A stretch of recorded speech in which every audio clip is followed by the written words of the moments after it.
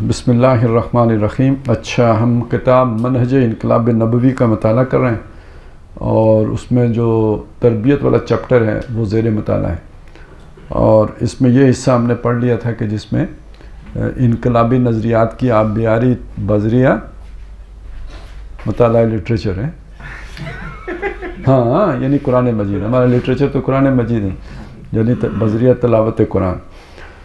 اور وہ اس میں وہ بھی اشداء علی الکفار رحماء بینہم ولی، اور تراہم رکعا سجدا یبتغون فضلا من اللہ، وہ سارا تو یہ ہم نے پڑھ لیا۔ اب دیکھیں، یہ جو انقلابی کام ہے یہ قربانی مانگتا ہے، عاشقانہ کام ہے، اور عشق امتحان لیتا ہے۔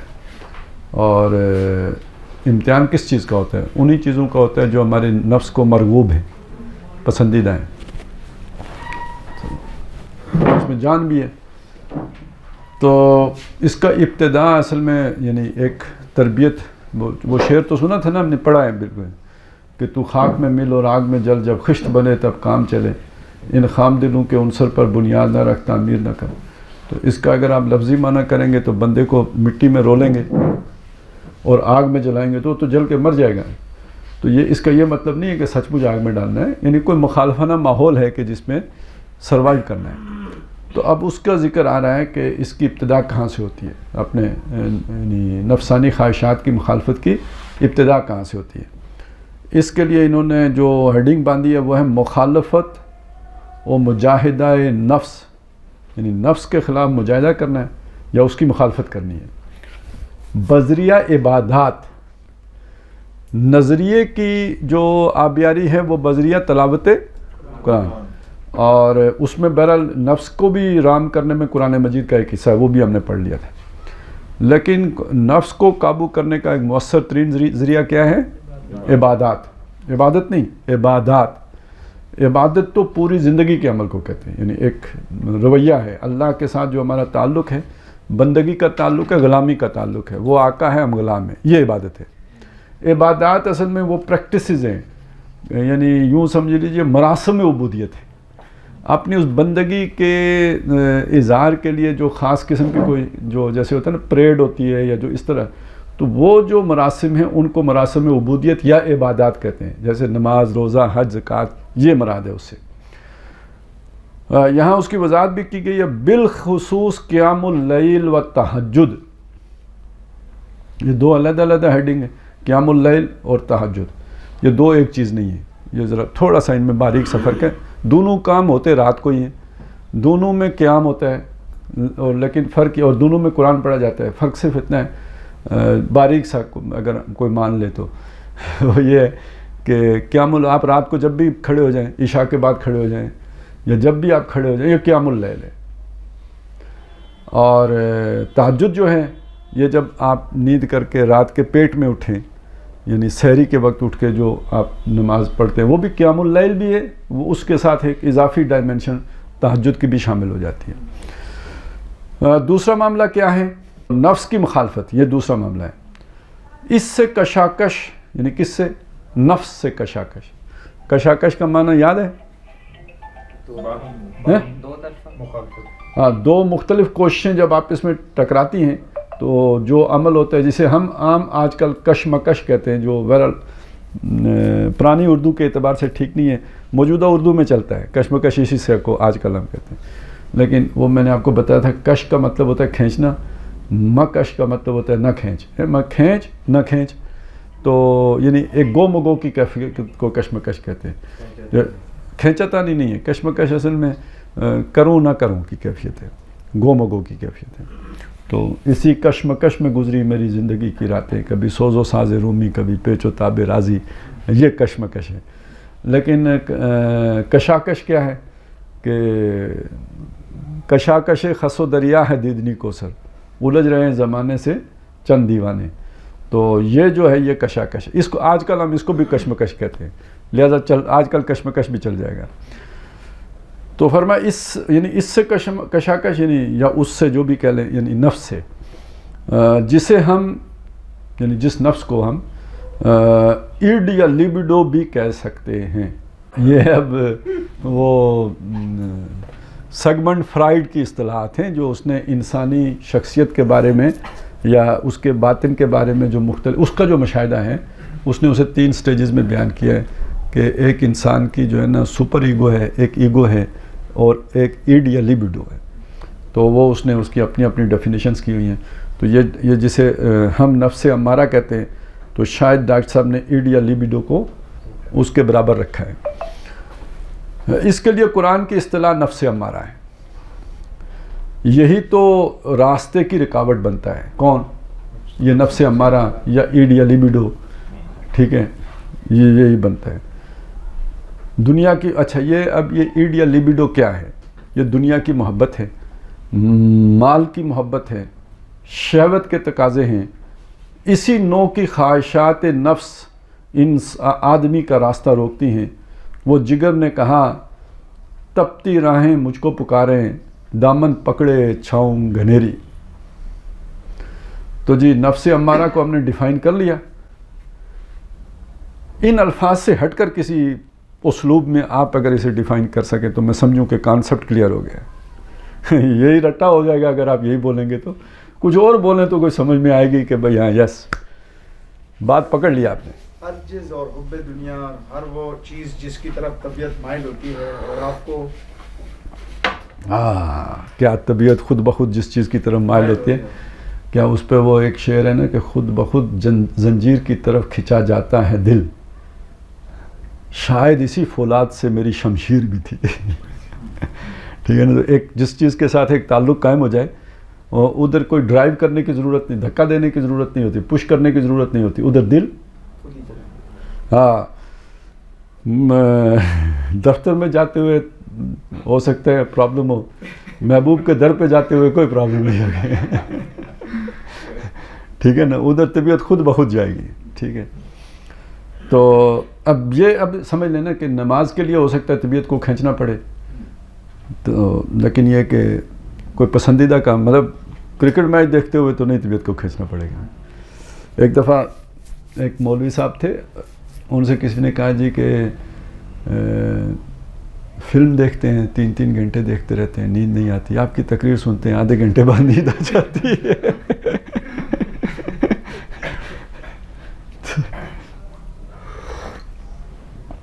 تو جس چیز کی طرف من راغب ہوتا ہو اس کام میں نیند نہیں آتی، اس کام میں کوئی مشقت نہیں لگتی، مطلب جتنی بڑی مشقت بھی ہو محسوس نہیں ہوتی. یہ ہے اصل میں. یہ سارا کیا ہوتا ہے؟ کبھی کھانا کھاتے ہوئے کوئی تھکا ہے؟ نہیں. تو بس یہی ہے کہ وہ چیزیں جن کی محبت انسان کے اندر ڈال دی گئی ہے وہی ایڈ یا لیبیڈو ہے. ٹھیک ہے نا. وہی نفس امارہ ہے. امارہ کیا ہوتا ہے؟ امر حکم کرنا. امیر صاحب بھی ہوتے ہیں نا جو حکم کرنے والے ہوتے ہیں، تو ان کا مطلب ان کا بھی ابا ہوتا ہے امارہ، یعنی بہت زیادہ حکم کرنے والا. یعنی اگر امیر وزیر اعظم ہوتا ہے تو امارہ چیف آف آرمی اسٹاف ہوتا ہے. تو یہ نفس انسانی، یہ نفس امارہ. اچھا یہ نفس کا لفظ آتا ہے نا تو یہ چونکہ قرآن مجید میں کچھ اور نفوس کا ذکر بھی ہے، مثلا نفس لوامہ کی بھی ہے، لا اقسم بیوم القیامہ ولا اقسم بالنفس اللوامہ. اسی طرح نفس مطمئنہ کی ذکر ہے. تو اس سے بعض اوقات یوں سمجھ میں آتی ہے کہ جس طرح ناک ایک علیحدہ حقیقت ہے اور آنکھیں علیحدہ حقیقت ہیں اور زبان ایک علیحدہ حقیقت ہے، تو یہ نفس بھی کوئی مطلب پتہ نہیں امارہ کا ٹھکانہ کہاں ہے. وہ ایڈو لیبیڈو ہے تو وہ بلو دا بیلٹ ہوگا، اور سپر ایگو ہے وہ اپ آف دی ہیڈ ہوگا. کچھ اسی طرح کوئی سمجھ میں آتی ہے. تو اصل میں یہ مسئلہ نہیں ہے، یہ ایک ہی نفس ہے، اس کی کیفیات بدلتی ہیں. یعنی جیسے آپ کی اسکرین کے اوپر مختلف سین آتے ہیں تو اسی طرح ایک ہی نفس کبھی وہ ایک کیفیت میں ہوتا ہے، کبھی اس پر امپیکٹ باڈی سے آ رہے ہوتے ہیں، کسی پہ شعور سے آ رہے ہوتے ہیں. جگہ ایک ہی ہے، وہ جو ریسیپینٹ ہے وہ ایک ہی ہے، لیکن اس کا وہ بدلتا رہتا ہے. انسان کو عافیت اور عیش و آرام درکار ہے. ٹھیک ہے. یعنی جسے ہم کہتے ہیں کمفرٹ زون میں بندہ رہنا چاہتا ہے. انسان دولت چاہتا ہے، شہرت چاہتا ہے. اب یہ دیکھیے شہرت کی حس کتنی ظالم حس. ویسے جس کو نہیں ہے وہ چین سے، جس کو ہے اب وہ دیکھیں کتنی مشقت وہ باڈی بلڈرز کرتے ہیں. اچھا یہ جو ایتھلیٹس ہوتے ہیں نا، یہ ہمیں مطلب بڑا لگتا ہے یار کتنے وہ ان کی، اگر ان کی زندگی آپ ناپیں تولیں نا تو توبہ کریں. جو انہیں مطلب اپنی فٹنس کے لیے جو کام کرنے پڑتے ہیں، مطلب کسی بہت بڑے مزدور کو بھی اتنی مزدوری نہیں کرنی پڑتی جو ایک ایتھلیٹ کو اپنے آپ کو فٹ رکھنے کے لیے کرنی پڑتی ہے۔ آپ کے خان صاحب کو میں بہت پرانا جانتا ہوں، تو جب یہ ریٹائرڈ ہو رہے تھے تو لوگوں نے کہا کہ آپ ریٹائرڈ نہ ہوں، تو انہوں نے کہا کہ اگر آپ کو پتہ چل جائے نا کہ مجھے کھیلنے کے لیے کیا کرنا پڑتا ہے تو آپ سب مجھ سے کہیں کہ یار تو ریٹائر ہو جا۔ میں اتنی مشقت کرنی پڑتی ہے، بڑی ٹف لائف ہوتی ہے، ہارڈ زندگی ہوتی ہے۔ تو اب اس کے پیچھے موٹیویشن کیا ہوتی ہے؟ یا دولت یا شہرت، اور تو کوئی موٹیویشن نہیں ہوتی، اور اس کے لیے اتنے آدمی وہ ٹف ٹائم گزارتے ہیں۔ تو انسان دولت چاہتا ہے، شہرت چاہتا ہے، اور یہ سارے حب مال، حب جا منصب کی طلب، یعنی ہے جستجو کے خوب سے ہے خوب تر، ہاں اتوں ٹھیک ہے نا، ادھر چلے جائیں۔ حب دنیا کی جتنی بھی یہ چیزیں ہیں، اور علائق دنیا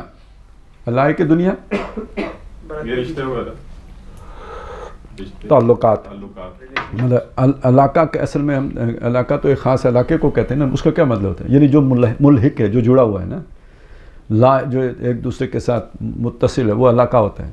تو میرا آپ سے کیا علاقہ ہے، یعنی میرا آپ سے کیا تعلق ہے، یعنی علاقات ویسے بھی وہ معلق شے کو کہتے ہیں نا، جو چیز کسی کے ساتھ چمٹی ہوئی ہو۔ تو وہ جو ہمارے چمٹاؤ ہیں، اب بہن بھائی ایک علاقہ ہے، اسی کو پھر تعلق بھی کہہ دیتے ہیں۔ ہمارے ہاں تعلق زیادہ مستعمل ہے، لیکن جس معنی میں ہم تعلق کے لفظ کو استعمال کرتے ہیں وہی معنی علاقہ کا بھی ہے۔ تو اس علاقہ کی جمع کیا ہے؟ علائق دنیاوی، علائق دنیا، اور ساز و سامان دنیا کی محبت۔ ٹرپلٹ جس گھر میں جائے گھر جنت بن جائے، فریج جہاں پہ ہو تو مزے ہو جائیں، اے سی لگ جائے تو اور مزے ہو جائیں، گاڑی مل جائے تو بہت مزے ہو جائیں، ٹھیک ہے نا۔ تو یہ ساری جو لذات دنیا ہیں یہ جڑی ہوئی ہیں ان مصنوعات کے ساتھ، لگژریز کے ساتھ۔ تو یہ ساز و سامان دنیا ہے، یہی تو رکاوٹ ہے۔ یہ جو جہاد کرنا چاہتے ہیں، اس کے راستے کی رکاوٹ کیا ہے؟ یہ جو سارے گنے، کیا گنا ہے؟ عافیت، عیش آرام، دولت، شہرت، حب مال، حب جاہ، حب دنیا، اور علائق دنیا، اور ساز و سامان دنیا۔ یعنی اس کی قربانی دیے بغیر آپ یہ دین کا کام نہیں کر سکتے۔ تو رکاوٹیں کیا ہیں؟ فَلَقْتَحَمَ الْعَقَبَةَ، وہ ایک تنگ گھاٹی سے نہیں گزر سکا، تو یہ وہ تنگ گھاٹی ہے۔ ان سب کو جمع کر لیجئے تو یہ ہے آپ کا نفس، ون ورڈ۔ ہاتھی کے پاؤں میں سب کا پاؤں، اس کے لیے ایک لفظ کیا ہے؟ نفس۔ کون سا نفس؟ امارہ، مطمئنہ نہیں، امارہ۔ اس نفس کی مخالفت کرو، یہ دوسری شک ہے تربیت محمدی کی صلی اللہ علیہ وسلم۔ اس کے لیے 3 چیزیں ذہن میں رکھیے۔ ہمارے دین میں جو عبادات، یعنی اب اس کی مخالفت اس کو سمجھنے کے لیے 3 چیزیں ذہن میں رکھ لیجئے۔ ہمارے دین میں جو عبادات کا نظام ہے، اب ہم نے انہیں رسوم یعنی ریچولز بنا لیا ہے۔ یعنی ایک وہ رسم کیا ہے، رسم اعضاء رہ گئی روح بلالی نہ رہی، تو فلسفہ رہ گیا تلقین غزالی نہ رہی، بلکہ آ گیا ہے، رہ گئی رسم اعضاء روح بلالی نہ رہی، فلسفہ رہ گیا ہے تلقین غزالی نہ رہی۔ اب وہ صرف مراسم عبودیت بن کر رہ گئے، یعنی اس کی اسپرٹ ختم ہو گئی ہے، اور رسم باقی ہے، اس کی روح باقی نہیں ہے۔ یہ تو در حقیقت ہمارے انحطاط کا نتیجہ ہے۔ اس بات کی ضرورت ہے کہ سمجھا جائے کہ تربیت محمدی میں اس کی اصل غایت اور حقیقی مقام کیا ہے۔ غایت کسے کہتے ہیں؟ یس، کس نے کہا مقصد؟ آپ نے کہا۔ غایت اور علت میں کیا فرق ہے؟ عادت ہوتی ہے، یہ کس نے کہا؟ تو علت اصل میں کاز کو کہتے ہیں نا، کوئی بھی جو افیکٹ ہے نا اس کا ایک کاز ہے، تو وہ جو کاز ہے وہ علت ہے۔ اب فزکس میں علت معلوم کرنا بہت آسان ہے، ٹھیک ہے نا, گلاس ٹوٹ گیا, گرا تو ٹوٹ گیا جا کے زمین سے ٹکرایا تو ٹوٹ گیا, ٹوٹنا ہی تھا اس نے, یہ بڑا آسان کام ہوا. لیکن جب آپ فقہ میں علت معلوم کرتے ہیں تو بڑا رولا ہو جاتا ہے. وہ کہتے ہیں وہ بندہ آیا, اس نے دروازہ کھولا, طوطا اڑ گیا. طوطا اڑنے کی علت بندہ نہیں ہے. ٹھیک ہے, وہ تو دروازہ کھلا تھا تو طوطا اڑ گیا, علت تو دروازہ ہے, بندہ نہیں ہے. کوئی مشکل سمجھ آئی کہ ادھر علت بہت سمجھنا, ادھر ذرا علت کو سمجھنا بڑا مشکل ہو جاتا ہے کہ وہ وہاں بہت تیز منطق چاہیے, شارپ لاجک, تب جا کے وہ علت سمجھ میں آئے گی. تو بس یہ باریکیاں ہیں. میں نے ویسے اس لیے تھوڑا سا آپ کو ادھر مصروف کر لیا کہ یہ جو لوگ مطلب جو جس کا فیلڈ ہوتا ہے وہ اسے بہتر سمجھ رہا ہوتا ہے. تو چلیں اب آگے چلتے ہیں.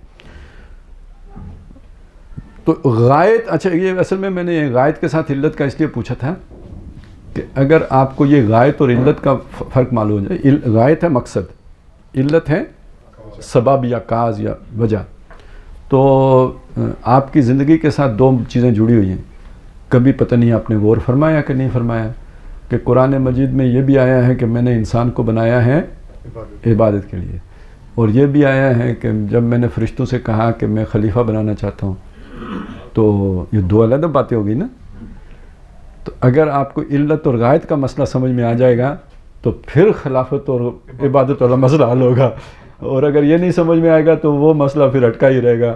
اور مطلب لڑائیاں ہیں اس کے اوپر کہ وجہ تخلیق آدم وہ کیا ہے, خلافت ہے یا عبادت ہے. تو بہرحال یہاں غائط کی بات ہے, یعنی مقصد حقیقی کیا ہے اس کا, عبادات کا, کہ نماز کی ایک غائط میں بیان کر چکا ہوں. اقیم الصلاۃ ان الصلاۃ تنہی عن الفحشاء والمنکر, یہ ایک غائط ہے, مقصد ہے اس کا یہ. اچھا, اور دوسرا یہ کہ سورہ طٰہٰ میں اللہ تعالیٰ نے فرمایا اقیم الصلاۃ لذکری, کہ نماز کو قائم کرو میری یاد کے لیے. انسان اپنی دنیاوی مصروفیات میں دن میں 5 مرتبہ نکلے تاکہ وقفہ وقفہ سے اسے یاد دہانی حاصل ہو کہ وہ کسی کا بندہ اور غلام ہے, وہ مختار کل نہیں ہے. یہ اس کی روح ہے, یہ اس کا اصل مقصد ہے. آپ کو یاد ہوگا وہ جو ہمارا جو ساتھی میرے ساتھ بھوربن آپ کے گھر تھے, تو ادھر میں نے یہ کہا تھا کہ یار یہ ہماری نماز کے اندر بھی احیائی عمل کا وہ ہونا چاہیے نمونہ. وہ یہ ہے اصل میں کہ آپ کی نماز صرف رسماً نماز نہ ہو بلکہ وہ اس کی اسپرٹ بھی جو ہے اس کے اندر موجود ہو.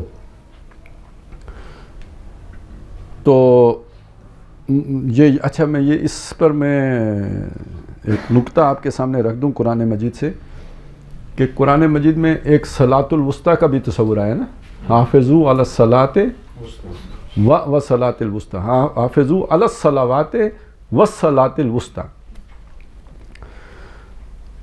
اس سے ایک نکتہ تو خیر وہ بھی لوگوں نے نکالا کہ اس سے 5 نمازیں تو کم سے کم 5 نمازیں ثابت ہوتی ہیں اس سے. کیسے؟ حافظوا علی الصلوات, یہ کم از کم 3 ہی ہو سکتی ہے, اس سے کم تو ہو نہیں سکتی ہے. اور والصلاۃ الوسطیٰ, اس کے اوپر وہ جو درمیان والی ہیں. تو اب 3 کے اوپر وہ ہو گیا تو 4 میں تو درمیان والی کوئی ہوتی ہی نہیں, تو پھر کم از کم 5 کر کے تو ایک درمیان والی کرنی پڑے گی. اب یہ اس میں ساری لاجک انوالو ہوئی ہے. ٹھیک ہے, ایک تو یہ ہے. لیکن یہ کہ اب وسطیٰ کون سی ہے, اس پہ سب اثر ہو گیا ہے. لیکن آرا اور بھی ہے, فجر بھی ہے, کیونکہ اگر آپ اسے یوں چلائیں گے تو یہ گول ہی ہوئے گا نا. شروع کہاں سے کرنی ہے, تو وسطیٰ تو اس کی بنیاد پہ طے ہوگا. اگر آپ اقیم الصلاۃ لدلوک الشمس تو پہلی ظہر کو بنائیں گے تو وسطیٰ کوئی اور ہو جائے گی. فجر کو پہلی بنائیں گے تو جیسے آپ نے عصر کیا وہ ہو جائے گی, اور مغرب کو پہلی بنائیں گے تو فجر وسطیٰ ہو جائے گی. اس لیے ایک تو یہ وسطیٰ کا اختلاف ہے. ایک اور بھی اس کی تعبیر کی گئی ہے, وہ بڑی اہم تعبیر ہے. وہ تعبیر یہ کی گئی ہے کہ جب آپ انتہائی مصروف ہوں, بالکل پھنسے ہوئے ہوں, نکلنا محال ہو, اس وقت ایک ایکسٹرا ایفرٹ کر کے آپ جو نماز پڑھنے کے لیے آئیں گے وہ بہترین نماز ہے. نہیں جو بھی ہے کوئی اچھا نہیں. اب یہ جو جس جگہ پہ یہ حکم آیا ہے نا وہ جگہ بڑی اہم ہے. یہ وہاں پہ طلاق اور نکاح کے جھگڑے کا چکر ہے. ٹھیک ہے. مطلب وہ یہ جو ان مسئلوں میں پڑا ہو اسے اندازہ ہوگا کہ میاں بیوی ناراض ہو گئے ہیں, اب وہ مطلب خرابی پیدا ہو گئی ہے, آپ اس پہ سیٹل کرنے کی کوشش میں ہیں, وہاں ٹائم گزرنے کا پتہ ہی نہیں لگتا ہے. ادھر یہ بات آئی ہے حافظوا علی الصلوات والصلاۃ الوسطی, یعنی یہ دنیا کے کام کرو, یہ نیکی کے, صلح کے, خیر کے, بھلائی کے کام کرو, لیکن اس میں بھی نماز کو نہ بھولو. تو یہ جو میں نے آخری رائے دی ہے وہ سیاق و سباق اس کو زیادہ سپورٹ کرتا ہے, کیونکہ اس میں وہ ایک جو دنیاوی جھگڑا نمٹانے کے لیے آپ بیٹھے ہوئے ہیں. خیر چلے, لیکن اس کی وضاحت کرنا اس لیے ضروری تھا کہ وہ جو اس کی اسپرٹ ہے وہ سمجھ میں آ جائے. تو انسان کو یہ پتا ہو میں مختار کل نہیں ہوں. اب دیکھیں وہاں فیصلہ کرنے بیٹھے ہیں تو لگتا تو یہ ہے نا کہ آپ کے ہاتھ میں اختیار ہے, لیکن وہاں بھی آپ وہ سارا کچھ چھوڑ کے جس کے غلام ہیں اس کے آگے پہلے جا کے سجدہ کریں اور اظہار بندگی کے, پھر آ کے یہ قضیہ بھی نپٹائیں. اسے اپنے روزمرہ کے معمولات بھی اسی اللہ کے احکام کے مطابق انجام دینے ہیں, یعنی انسان کو, جس کے ذکر یعنی یاد دہانی کے لیے وہ دن میں 5 مرتبہ نماز ادا کرتا ہے. اصل میں نماز کا مقصد یہ تھا, غایت یہ تھی. ہم نے تو یہ کہا کہ جی نماز میرا فرض ہے اور چوری میرا پیشہ ہے. میں نماز پڑھی, سلام پھیرا, اللہ اکبر, لٹاس چلیے چوری کیجیے. ٹھیک ہے, اگلا کام یہ ہے بھائی, ٹھیک ہے. بلکہ کیا پتا کوئی نماز پڑھ کے دعا کرتا ہو کہ یا اللہ مشن پہ جا رہا ہوں, کوئی وڈی کار ہے, ہاں وڈی کار والا بابو سڑے ہاتھ لائی ہیں, یہ بھی تو ہو سکتا ہے. روزہ رکھنے کی بھی ایک غایت ہے تاکہ نفس کے اندر جو بھوک کا تقاضا ہے, زبان جو چٹخارے مانگتی ہے, شہوت کا جو تقاضا ہے, ان کا روزہ کے ذریعے سے مقابلہ کرو. حضور صلی اللہ علیہ وسلم نے فرمایا یہ ڈھال ہے, الصوم جنۃ, نفس کے حملوں سے روکنے والی چیز تمہارے پاس روزہ کی ڈھال ہے جو اللہ نے تمہارے لیے فرض عبادت کے طور پر رکھی ہے. سال میں رمضان کے مہینے میں تو لازماً رکھو, اور یہ تمام مسلمان رکھیں, ایک اجتماعی ماحول بن جائے. لیکن صرف اس پر اکتفا نہ کرو, نفلی روزے رکھو, ہر مہینے میں 3 دن رکھنے کا اہتمام کرو, اور اس روزے کے ذریعے سے اپنے نفس کے ساتھ مجاہدہ کرو. تربیت محمدی کی یہ دوسری شق ہے. نماز اور روزہ کو آپ دنیا کے موڈ آف ورشپ کے عمومی تصور سے بالکل علیحدہ کر دیجئے. یہ یقیناً بندگی اور اللہ کے سامنے عاجزی اور تذلل کا ایک اظہار بھی ہے, لیکن یہ چیزیں تربیت محمدی علیہ صاحب الصلاۃ والسلام کے وہ بنیادی امور ہیں جن کے ذریعے ہی سے تربیت دی جانی مقصود ہے. انہی کے ذریعے سے انسان کی قوت ارادی کو تقویت حاصل ہوگی, اس میں صلاحیت پیدا ہوگی کہ وہ نفس کے زور آور تقاضاؤں کا مقابلہ کر سکے گا. تو اب تو ہم روزہ تو رکھتے ہیں, چلیں رسماً رکھ لیتے ہیں, جو اس کی غایت ہیں وہ چونکہ پیش نظر نہیں ہوتی, لہٰذا افطاری میں روزے کا کباڑہ کر دیتے ہیں. جتنے دن کو تقاضے سامنے آئے نا وہ شام کو ڈھیر کر لیتے ہیں. ایسا ہی ہوتا ہے نا, پھر کہتے ہیں مہنگائی ہو گئی ہے. یعنی اصل میں دیکھیں مہنگائی کا اصول کیا ہے کہ جب ڈیمانڈ بڑھے گی تو سپلائی وہ اتنی ہی رہے گی نا جتنی ہے, ڈیمانڈ بڑھ گئی تو مہنگائی ہو جائے گی. تو رمضان میں مہنگائی ہونے کا مطلب کیا, ڈیمانڈ زیادہ ہے. تو اصلاً کیا ہونا چاہیے, کم ہونی چاہیے. یعنی رمضان میں قیمتیں گرنی چاہیے, نیچرل پروسیس سے گرنی چاہیے, لیکن وہ بڑھ جاتی ہیں. تو اس کا مطلب ہمارے کھانے کی مقدار میں کوئی کمی نہیں ہوتی, بڑھ جاتی ہے. کیا بات ہے, یعنی اللہ تعالیٰ کو بھی ہم نے نیوٹرل بنا کے چھوڑا ہے. ظاہر ہے یہ ساری چیزیں جس مقصد کے لیے دی گئی وہ مقصد بیچ سے اگر نکل گیا تو نیوٹرلائز کر دیا نا. انہی کے ذریعے سے انسان کی قوت ارادی کو تقویت حاصل ہوگی, اس میں صلاحیت پیدا ہوگی کہ وہ نفس کے زور آور تقاضوں کا مقابلہ کر سکے گا. اب زکوٰۃ کی مفروضہ عبادت پر غور کیجئے, زکوٰۃ کی مفروضہ عبادت پر غور کیجئے. پہلے آپ اس عبارت پر غور کیجئے. ہاں جی, یعنی اصل میں زکوٰۃ صرف فرض ہی نہیں ہے, اور بھی زکوٰۃ ہے. زکوٰۃ کا لفظ صدقات و خیرات کے لیے بھی استعمال ہو جائے گا، لیکن ان میں سے ایک فرض ہے، تو جو فرض ہے وہ زکوٰۃ مفروضہ ہے۔ ویسے مفروضہ ہم کسی اور چیز کو بھی کہتے ہیں، ہاں، تو وہ کس معنی میں ہوتے ہیں؟ ایک سچویشن کو ہم اپنے ذہن میں فرض کر لیتے ہیں، فی الواقع وہ سچویشن ہوتی نہیں ہے، تو وہ ایک مفروضہ کہلاتا ہے۔ چلیں اب زکوٰۃ کی مفروضہ عبادت پر غور فرمائیے۔ آپ کو اقامت صلاۃ کے ساتھ ہی ایتاء زکوٰۃ کا حکم ملے گا، زکوٰۃ ادا کرو۔ یعنی یہ چیز آپ نوٹ کریں کہ جہاں نماز کا آئے گا اکثر ساتھ زکوٰۃ کا آئے گا۔ تو اب ڈاکٹر صاحب اس کا کیا کریں؟ زکوٰۃ ادا کرو یعنی صدقات دو، سمجھ گئے نا؟ ایک تو فرض صدقہ ہے نا، وہ تو ایک خاص نصاب کو ٹچ کریں گے تو اس کے بعد آپ پر فرض ہوگا، لیکن جو صدقہ ہے وہ آپ کے پاس 2 روٹیاں ہیں تو اس میں سے بھی ایک تو کسی کو دے سکتے ہیں نا، وہ ایک بالکل دوسری چیز ہے۔ انفاق کرو، خرچ کرو۔ انسان کے دل میں سب سے بڑی جو نجاست پیوست ہو جاتی ہے وہ مال کی محبت ہے۔ اچھا، مال کی محبت، دیکھیں ہر محبت کے اپنے بیوی بچے بھی ہوتے ہیں، ہر محبت کے اپنے بیوی بچے بھی ہوتے ہیں۔ مثلا مال، یہ کاروبار، نوکری، یہ مال کی محبت کی ایکسٹینشنز ہے۔ یہ چیف صاحب والی ایکسٹینشن نہیں ہے، یہ اپنڈکس والی ایکسٹینشن ٹھیک ہے نا؟ یہ ایکسٹینشنز بھی ہیں اس کی، یعنی جن ذرائع سے آپ مال کما سکتے ہیں تو ان سے بھی ویسے ہی محبت ہو جاتی ہے جیسے مال سے محبت ہوتی ہے۔ وہ مال کی محبت ہے۔ میں نے کئی بار بیان کیا ہے کہ یہ بریک ہے، جب تک گاڑی کا بریک نہیں کھلے گا آپ کتنا ہی ایکسیلیٹر دبائیں، انجن پھڑ پھڑا کر بند ہو جائے گا وہ جھٹکا کھا کے بند ہو جائے گا، گاڑی آگے نہیں چلے گی۔ اب یہ جب ہم کہتے ہیں یار کہ وہ بندہ کاروبار میں کھپ گیا، اب وہ کیسے اقامت دین کا کام کرے گا؟ چونکہ بریک لگا ہوا ہے، مال کی محبت کا بریک لگا ہوا ہے، تو اس صحیح رخ پر ایک مسلمان اور ایک مجاہد کا کردار پروان چڑھنا چاہیے۔ وہ کبھی پروان نہیں چڑھ سکتا، وظیفے کرنے سے نہیں چڑھ سکتا، اور کوئی کام کرنے سے نہیں چڑھ سکتا، یہ بریک اتنا بڑا لگا ہوا ہے۔ لہٰذا اسے دل سے کھرچ کر نکالو۔ زکوٰۃ ہے، صدقات واجبہ ہیں، صدقات نافلہ ہیں، اپنے مال کو اللہ کی راہ میں ان صورتوں میں خرچ کرو۔ یہ بات جان لیجئے کہ یہ لفظ زکوٰۃ تزکیہ سے بنا ہے، جس کے معنی ہیں پاک کرنا، صاف کر دینا، بریک کھول دینا، رکاوٹ کو دور کر دینا۔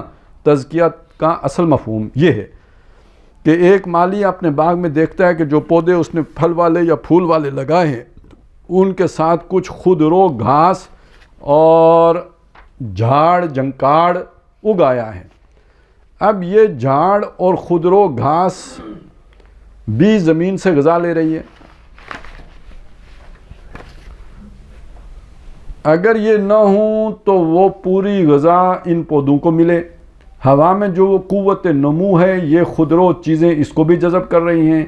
یہ نہ ہوں تو یہ پوری قوت ان پودوں کو ملے گی جن کو وہ چاہتا ہے کہ پروان چڑھیں۔ وہ مالی کیا کرتا ہے؟ کھرپا ہاتھ میں لیتا ہے اور ان خودرو تمام چیزوں کو ختم کر دیتا ہے۔ اس عمل کا نام ہے عربی میں تزکیہ۔ انسان کی شخصیت میں اللہ تعالیٰ چاہتا ہے کہ جو اوصاف پروان چڑھیں، ان کی نشو و نما اور ترقی میں سب سے بڑی رکاوٹ ہے مال کی محبت، دنیا کی محبت۔ یہ نجاست ہے، یہ بریک ہے۔ اس کو دل سے نکالو گے، اس بریک کو کھولو گے تو جو صلاحیتیں بالقوہ تمہارے باطن میں موجود ہیں وہ پروان چڑھیں گی۔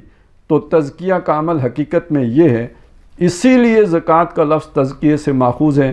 زکوٰۃ کا اصل مقصد کیا ہے؟ وہ ہے الذی یؤتی مالہ یتزکی، وہ جو اپنا مال دیتا ہے حصول تزکیہ کے لیے۔ سورہ توبہ میں نبی اکرم صلی اللہ علیہ وسلم سے فرمایا جاتا ہے خذ من اموالہم صدقۃ تطہرہم وتزکیہم بہا، ان مسلمانوں کے مالوں میں سے صدقات لیجئے تاکہ اس طرح آپ ان کو پاک کریں اور ان کا تزکیہ کریں۔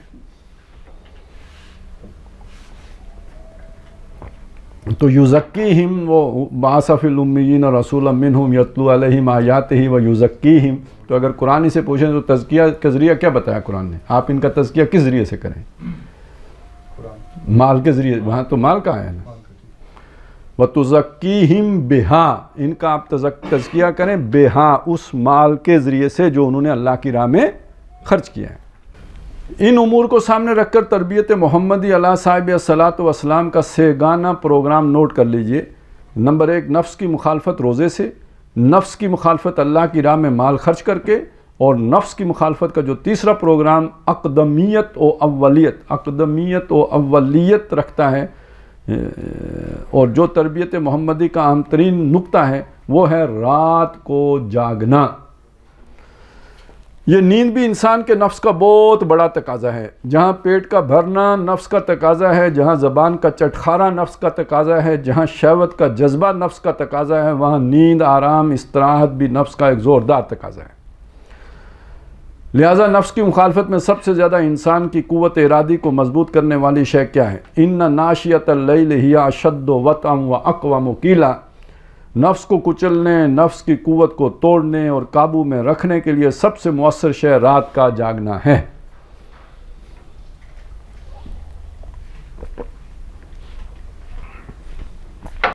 تمام چیزوں کو پیش نظر رکھیں، پھر دیکھیں کہ کس طرح تربیت و سلوک محمدی میں اس کو جمع کیا گیا ہے. میں نے پہلی بات عرض کی تھی تلاوت قرآن اور صلاۃ دونوں مل کر نظریاتی طور پر اپنے مقصد اور اپنے فکر کو تازہ رکھنے میں کلیدی حیثیت رکھتی ہیں. دوسری 3 چیزیں میں نے عرض کی، وہ ہے نفس کی مخالفت اور قوت ارادی کو تقویت دینے کے لیے روزے کے ذریعے سے نفس کے تقاضوں سے مقابلہ کرنے کی عادت پیدا کرو. مال خرچ کر کے دل کی محبوب ترین چیز دل سے نکال کر نفس کی مخالفت کے لیے قوت پیدا کرو. اور رات کو جاگنا نفس پر قابو پانے اور اس کی مخالفت کے لیے بہت مؤثر اور مفید ہے. ان ناشیۃ اللیل ہی اشد وطئا واقوم قیلا. اب دیکھیے یہ سب چیزیں جمع کر دی گئیں ان الفاظ میں جو سب سے پہلے نبی اکرم صلی اللہ علیہ وسلم سے فرمائے گئے. یا ایھا المزمل قم اللیل الا قلیلا نصفہ او انقص منہ قلیلا او زد علیہ ورتل القرآن ترتیلا انا سنلقی علیک قولا ثقیلا. اے کپڑے میں لپٹنے والے، کھڑے رہو رات کو مگر تھوڑا، آدھی رات یا اس میں سے کم کر، تھوڑا سا یا زیادہ ہو اس پر، اور اس میں قرآن پڑھا کر ٹھہر ٹھہر کر، جیسا کہ ٹھہر ٹھہر کر پڑھنا ہوتا ہے. ہم تم پر جلد ایک بھاری بات ڈالنے والے ہیں، بڑی بھاری ذمہ داری آنے والی ہے. وہ بھاری ذمہ داری کیا تھی؟ اگلی ہی صورت میں وہ آیات آ گئیں. یا ایھا المدثر قم فانذر وربک فکبر. وہ ذمہ داری تھی انذار اور تکبیر رب کی ذمہ داری. وہ وسعت افلاک میں تکبیر هو اللہ، یہ کام آپ کو کرنا ہے صلی اللہ علیہ وسلم، یعنی اللہ کو بڑا بنانا ہے. یہ بہت مشکل کام ہے. تو اگرچہ نزول وحی سے قبل نبی اکرم صلی اللہ علیہ وسلم انسان کامل تھے، آپ کی شخصیت اور سیرت بے داغ تھی، اس پر کوئی دھبا نہیں تھا. دشمنوں نے آپ کو الصادق اور الامین مانا ہے، لیکن اس کے باوجود انذار آخرت اور تکبیر رب کے کام کے لیے مزید تربیت ضروری ہے. اے نبی، آپ خلق عظیم کا نمونہ ہیں. ان لک علی خلق عظیم. لیکن بائی ہم آپ پر جو بار گراں ڈالنے والے ہیں، یہ جو بھاری ذمہ داری آپ کے کاندھوں پر آنے والی ہے، اس کے لیے ایک اضافی تربیت کی ضرورت ہے، اور وہ ہے قیام اللیل. اور اس میں کیا کیجئے؟ رتل القرآن ترتیلا. اس قرآن کا آپ کے قلب مبارک پر نزول ہو. اسے ٹھہر ٹھہر کر، رک رک کر پڑھنا ہے، جیسے کہ ہتھوڑے کی چوٹ پڑتی ہے. ایک بار کی چوٹ سے بات نہیں بنتی، بلکہ بار بار کی چوٹ مقصد کو پورا کرتی ہے. کذالک لنثبت بہ فؤادک ورتلناہ ترتیلا. اسی طرح تاکہ ہم آپ کے اتارا تاکہ ہم اس کے ذریعے آپ کے دل کو ثبات عطا فرمائیں. لہذا پڑھ سنایا ہم نے اس کو ٹھہر ٹھہر کر، تاکہ یہ قرآن آپ کے قلب میں جاگزیں ہو جائے. میں پھر عرض کروں گا کہ یہ حکم اور یہ کام حضور صلی اللہ علیہ وسلم کے لیے نہیں تھا، حضور کے ساتھ آپ کی جو جماعت تیار ہو رہی ہے اس کے لیے بھی تھا. چنانچہ اسی سورہ مزمل کے دوسرے رکوع میں فرما دیا، جو بعد میں نازل ہوا ہے، ان ربک یعلم انک تقوم ادنی من ثلثی اللیل ونصفہ وثلثہ وطائفۃ من الذین معک، اے نبی ہمیں خوب معلوم ہے کہ آپ بھی اور آپ کے ساتھیوں کی ایک جماعت بھی اسی طریقے سے 2/3 رات اور آدھی رات اور یا 1/3 رات کے قریب اٹھتے ہیں اور کھڑے رہتے ہیں۔ مراد ہے وہ ترتیل قرآن کا کام سر انجام دے رہے ہیں جس کا حکم ابتدا میں صرف آپ کے لیے آیا تھا۔ یہ ہے تربیت محمدی علی صاحب الصلاۃ کا جامع ترین لائحہ عمل، جس میں قرأت قرآن اور صلاۃ اور رات کا جاگنا 3 چیزیں جمع ہو گئیں، اور معلوم ہوا کہ یہ ہے سب سے مؤثر ترین شے تربیت محمدی میں علی صاحب الصلاۃ والسلام۔ اندازہ کیجئے کہ 1/3 رات اور نصف تو بہت ہی زیادہ ہے، لیکن 1/3 شب بھی کم نہیں ہے۔ اگر سردیوں کی رات 14 گھنٹوں اور گرمیوں کی رات 9 گھنٹوں کی ہو تو بالترتیب قریباً 4.5 اور 3 گھنٹے تو لگائے جائیں گے، تو جب کہیں جا کر کم از کم تقاضا پورا ہوگا۔ یہ تھا تربیت محمدی کا قیام اللیل کا کم سے کم اور مکی دور کا نصاب۔ مکی دور کے اواخر میں سورہ بنی اسرائیل میں اس کا جو مستقل نصاب بیان ہوا ہے وہ ہے وَمِنَ اللَّيْلِ فَتَہَجَّدْ بِهِ نَافِلَةً لَكَ۔ دن کے اوقات میں تو اے نبی آپ نماز پڑھتے ہی ہیں، ہر رکعت میں سورہ فاتحہ ہے، بعض رکعتوں میں قرآن کا دوسرا حصہ بھی پڑھا جاتا ہے، اور نماز فجر تو گویا ہے ہی قرآن الفجر، لیکن آپ کے لیے یہ کافی نہیں ہے، لہٰذا رات کا ایک حصہ تو اس قرآن کو ساتھ لے کر جاگیے، یہ آپ کے لیے زائد ہے۔ یہاں فتہجد بہی خاص طور پر قابل توجہ ہے، قرآن کے ساتھ جاگنا۔ آپ کی وساطت سے امت اور خاص طور پر ان لوگوں کے لیے جو تکبیر رب، اقامت دین، اظہار دین الحق علی الدین کلہ ہی کے لیے کمر بستہ ہو جائیں، یہ نفل مشقت قرآن جمع صلاۃ ہے، تاکہ حالت نماز میں قرآن حکیم کو اپنے قلب و ذہن میں اتارنے کا یہ مؤثر ترین طریقہ جاری و ساری رہے۔ رات کی تنہائیوں میں طویل قیام میں ترتیل کے ساتھ قرآن کی قرأت دل کے آئینہ کو جس طرح سیکل کرتی ہے، اور اس سے قوت ارادی کو نمو حاصل ہوتی ہے، اور اس سے روح کو جو کیف و سرور حاصل ہوتا ہے، اس سے لذت آشنا وہی لوگ ہو سکتے ہیں جن کو یہ توفیق و سعادت ملتی ہے۔ اچھا جی، تو مخالفت و ایذا پر صبر و استقامت، یہ ایک اب 3rd ڈائمنشن آ گئی ہے۔ نبی اکرم صلی اللہ علیہ وسلم کی تربیت کا ایک اہم پہلو یہ ہے کہ یہ تربیت میدان کے لیے تربیت تھی، یعنی یہ اس سے پہلے جو تربیت کا ابھی تک ذکر آیا یہ تو کمرے کے اندر ہی ہے نا ساری، اب یہ میدان کی تربیت تھی، محض گوشے میں بٹھانے کی تربیت نہیں تھی، اس لیے کہ فوراً کشاکش یا عرف عام میں کشمکش شروع ہو جاتی تھی۔ اب کلیئر ہو گیا اصل لفظ کیا ہے؟ کشاکش۔ عرف عام میں کیا کہتے ہیں اسے؟ کشمکش۔ جہاں کہا لا الہ الا اللہ فوراً مار پڑنی شروع ہو جاتی تھی۔ گھر میں پڑھیں تو اگر اماں ابا والے ہیں تو وہ ڈنڈا لے کے آ جائیں گے، بیوی بچوں والے ہیں تو وہ سر پکڑ لیں گے کہ اے ابے نو کیا ہویا، تو یعنی اور اگر برادری والے ہیں تو برادری والے تو حکا پانی بند کر دیتے تھے، ٹھیک ہے نا۔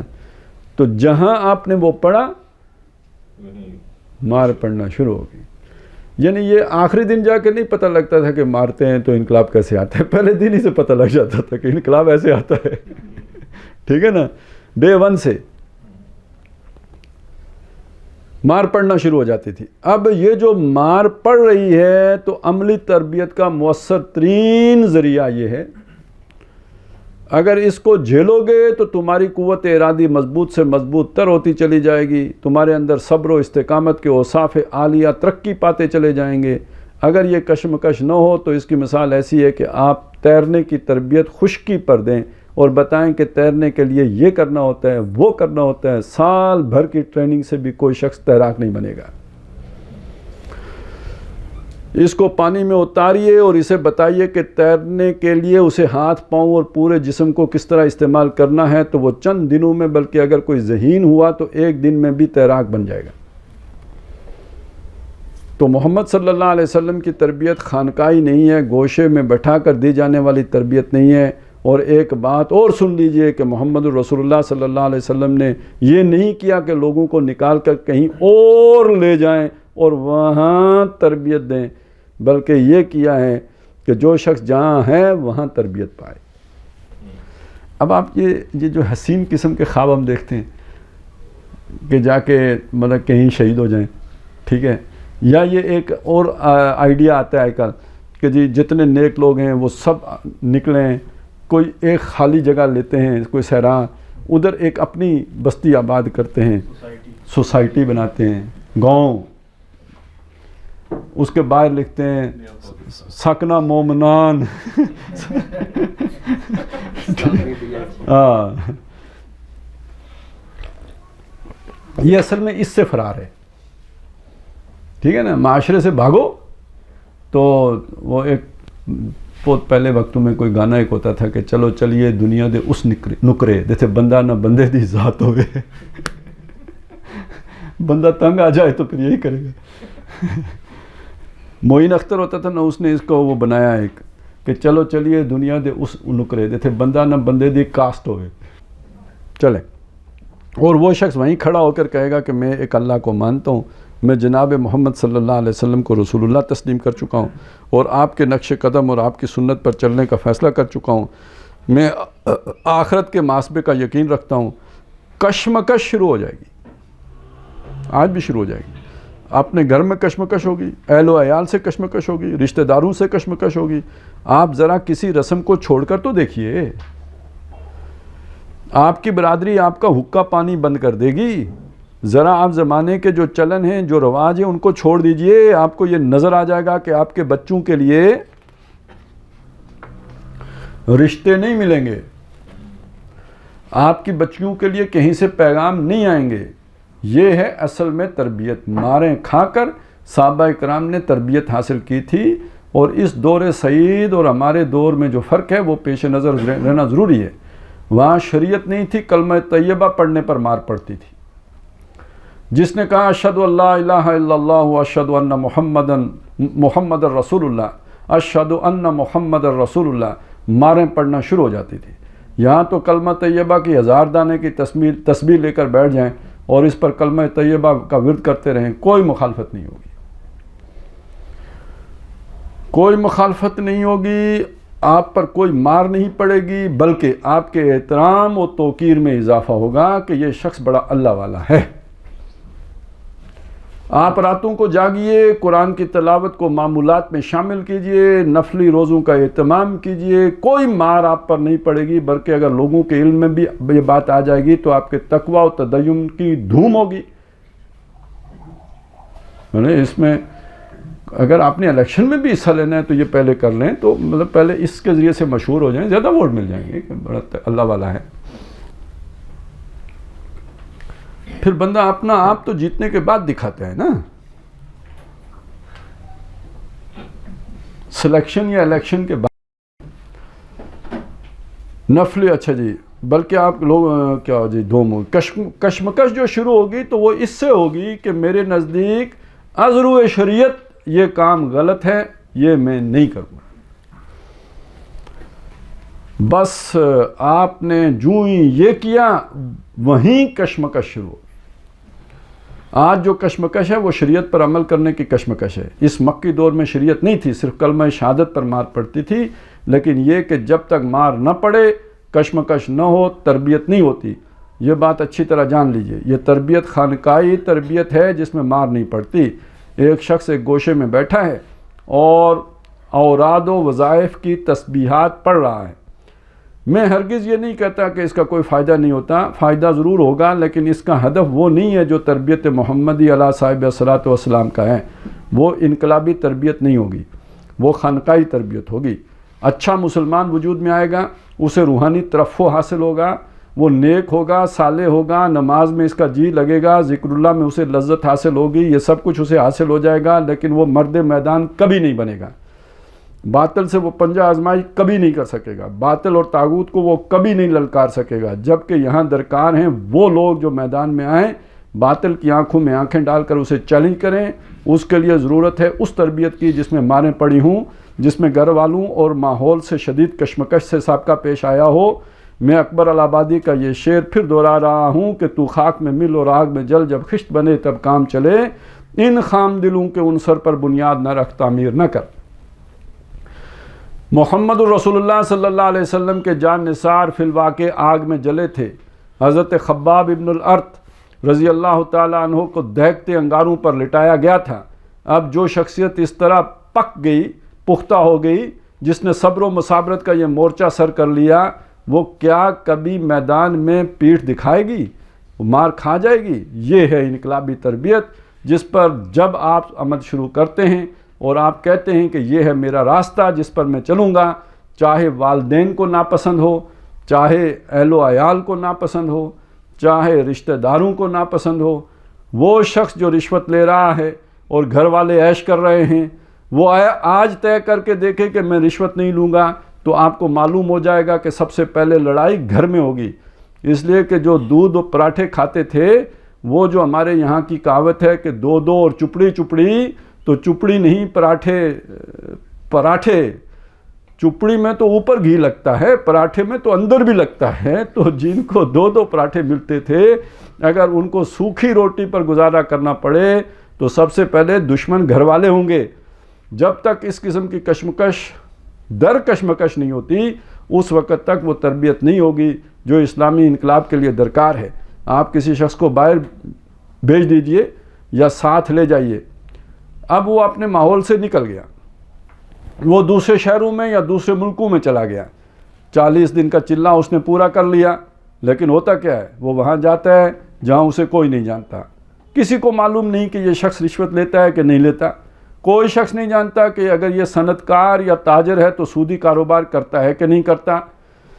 وہ تو اس خوش فہمی میں رہتے ہیں کہ آسمان سے فرشتے نازل ہو گئے، دین کی تبلیغ کے لیے اتنی دور چل کر آ گئے، لہٰذا ان کے لیے تو وہاں پذیرائی ہوگی، وہاں کوئی نہیں جانتا کہ اس کا کردار کیا ہے۔ لیکن جہاں آپ رہتے ہیں وہاں دین کی دعوت دے کر دیکھیے، اب لوگ آئینہ لے کر سامنے کھڑے ہو جائیں گے اور کہیں گے میاں ہم سے یہ کہتے ہو جبکہ تمہارے دامن پر یہ داغ دبے ہیں، تم ہمارے سامنے دین پر واز کہتے ہو، درآں حالانکہ تم رشوت لیتے ہو، تم اپنے کاروبار، اپنی فیکٹری، اپنے امپورٹ ایکسپورٹ کے لیے بینک سے سود پر سرمایہ لیتے ہو، سود ادا کرتے ہو۔ یہ تربیت ہے اصل تربیت، جو اپنے مقام اور اپنے ماحول میں ہوتی ہے۔ محمد الرسول اللہ صلی اللہ علیہ وسلم نے صحابہ کرام رضوان اللہ تعالیٰ علیہم اجمعین کی فرمائی۔ یہ ہیں تربیت محمدی کے 3 ضروری اصول۔ پہلا یہ کہ اپنے اس انقلابی نظریے کے ساتھ اپنا شعوری، ذہنی اور قلبی رشتہ مضبوط سے مضبوط تر رہے۔ دوسرا، اس میں تعطل و جمود پیدا نہ ہونے پائے، یہ ہے تلاوت قرآن اور اقامت صلاح۔ دوسرا، نفس کی مخالفت، اس سے در حقیقت قوت ارادی کو تقویت حاصل ہوتی ہے۔ اس کے لیے 6 گنا پروگرام ہے، فرض روزوں کے ساتھ نفلی روزے زیادہ سے زیادہ رکھو، زکوٰۃ کے علاوہ نفلی صدقات سے زیادہ دو، اللہ کے دین کے لیے زیادہ سے زیادہ انفاق کرو اور راتوں کو جاگو، ان ناشیۃ اللیل ہی اشد وطئا واقویٰ مقیلا۔ اور جیسا کہ میں نے عرض کیا، رات کے جاگنے کے پروگرام کو سورہ مزمل کی ابتدائی 4 آیات میں جمع کر دیا گیا، اور پھر اس صلاۃ اور تلاوت کے پروگرام کا خلاصہ سورہ بنی اسرائیل میں بائیں الفاظ آ گیا، اقم الصلاۃ لدلوک الشمس الی غسق اللیل وقرآن الفجر ان قرآن الفجر کان مشہودا ومن اللیل فتہجد بہ نافلۃ لک عسیٰ ان یبعثک ربک مقاما محمودا۔ اور تیسرا ہے کشمکش و تصادم۔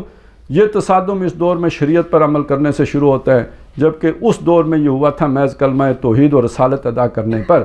چونکہ ابھی شریعت تھی ہی نہیں، ابھی شراب، قمار اور سود کی حرمت تھی ہی نہیں، ابھی ستر و حجاب کے احکام آئے ہی نہیں تھے، گویا ابھی شریعت کے تفصیلی احکام تھے ہی نہیں۔ لیکن جس دور میں ہم سانس لے رہے ہیں، اس میں کلمہ طیبہ پڑھنے سے تصادم شروع نہیں ہوتا، مار پڑے گی اور تصادم ہوگا، بشرطے کہ شریعت پر عمل کیا جائے گا اور اپنے گھر اور اپنے قریب ترین ماحول پر رہ کر عمل کیا جائے گا، تاکہ لوگوں کو یہ نظر آئے کہ یہ شخص شریعت پر عمل کر رہا ہے، لوگوں کو معلوم ہو کہ اس کی سیرت و کردار کے اندر کوئی بڑے بڑے خلا نہیں ہیں، اور جو کچھ یہ کہہ رہا ہے اس پر عمل بھی کر رہا ہے۔ یہ ہیں تربیت نبوی علی صاحب الصلاۃ والسلام کے عناصر ثلاثہ۔ اب انشاءاللہ آئندہ جمعہ میں اس موضوع کا جو اہم ترین حصہ ہے، یعنی تصادم اور تصادم کے مراحل سیرت محمدی علی صاحب الصلاۃ والسلام میں کس ترتیب سے نظر آتے ہیں، اس پر میری گفتگو ہوگی انشاءاللہ العزیز۔ سبحان اللہ